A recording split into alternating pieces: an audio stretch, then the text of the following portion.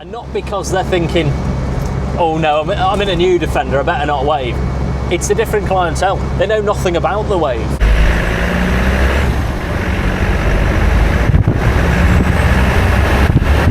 Well, hello again. How are we doing? After the brilliant response I had from the last video I made about why I drive an older Defender, I thought it might be worth having a little think about what makes me lean towards an older vehicle versus, say, the newer Defender or other more modern off-road vehicles that are available. It was really nice to hear from so many of you in the comments, and a few of you highlighted, your experience of owning or driving newer vehicles, and it got me thinking about why I said the things I said about owning an older Land Rover. And it's not even the fact that I'm just a snob and I like old Land Rovers, because truth be told, I like all utilitarian vehicles, not just Land Rovers, but Toyotas, the Land Cruiser, Jeep Cherokee, even the small ones like the Suzuki Jimny. Any of these vehicles that just have a real purpose, that is the sort of thing I like. The remarks some of you made about newer Land Rovers and the plush feel of them, the smooth off-road experience that they provide, bringing luxury into the off-road and rugged environment. And for me, I think that's where Land Rover may have gone wrong. Now, before I sit here slating the new Defender, which is not what I'm here to do, because I fully acknowledge it's actually been a brilliant commercial success for Land Rover. They've sold a lot of them and you seem to see them everywhere. But you probably have noticed that the majority of new Defender owners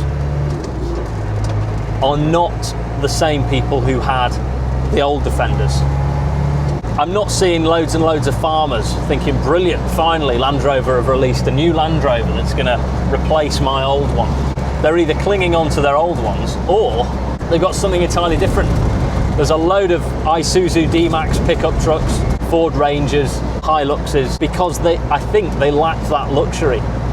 The Land Rover historically has always been a working vehicle, a vehicle you can come in, dressed as you are, caked in all the mud and dirt that you've picked up from your job, and get in and do the work. And the new Defender is too nice. It's too nice. It's a work of art, but it's too nice. Leather seats, touchscreen interiors, fancy climate control dials and plush trims. It's not what farmers and the likes of me and others who cherish the old Defender, it's not what we want, and that wasn't really built for us. And I think Land Rover knew that. I think they had to move away from that. But I think our hearts died with the old Defender. It died with us.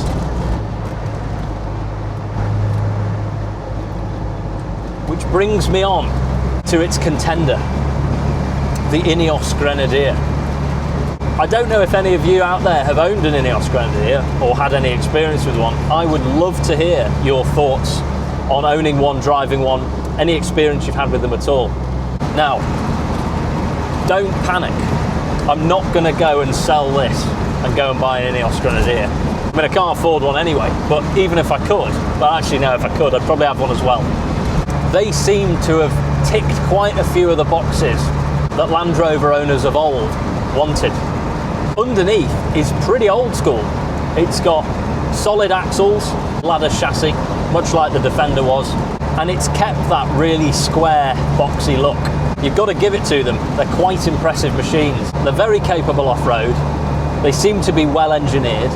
They're a more obvious choice to somebody who's coming from an old Land Rover, looking for something newer, but still as rugged and capable off-road. Saying that, I think the Grenadier still has a fairly plush interior. There's a Defender there. I don't get waved at by new Defender owners, and not because they're thinking, oh no, I'm in a new Defender, I better not wave. It's a different clientele. They know nothing about the wave. They're just driving along. They don't even know what they're driving. They don't know anything about the heritage. Perhaps I'm assuming. You're seeing the other side to me now. The new Defender doesn't have the community that the old one does. There aren't loads of forums talking about what they're going to do with their Land Rovers, where they're going at the weekend.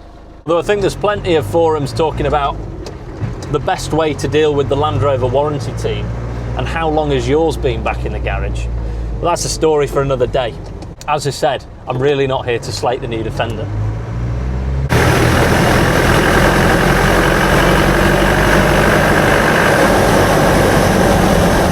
The Ineos seems to pull together the old and the new quite well. I know it's got, you know, a BMW engine and gearbox selector and some other parts of it are from a BMW. So the engine is still modern. It still has an ECU, it's electronically controlled, but it's probably the best we're going to get, isn't it? Some of the gadgets of the newer vehicles almost take away a little bit from the organicness or the raw nature of being outdoors in an old vehicle like this. You can't hear the elements of your drive past. I mean, not only in this can I hear the outdoors, but the outdoors come and join me. The rainwater comes to me, it's in my footwell. Complained a bit in the last video about not being able to drive at 70 mile an hour on the motorway. But the slower pace almost feels intentional. You arrive a bit differently, angry and stressed. You don't race anywhere, you know how long it's going to take you, and it keeps the pace chilled. You accept you're going to do 50, 55 mile an hour, maybe 60, and get there 20 minutes later than you would have done had you been in something newer. As much as I want to look after it and I don't want to crack the chassis in half going over a rock garden, I do feel I can use it. I'm not precious about the paint. If I snap something off on an Ineos or a new Defender, oh geez, we're talking thousands. We really are.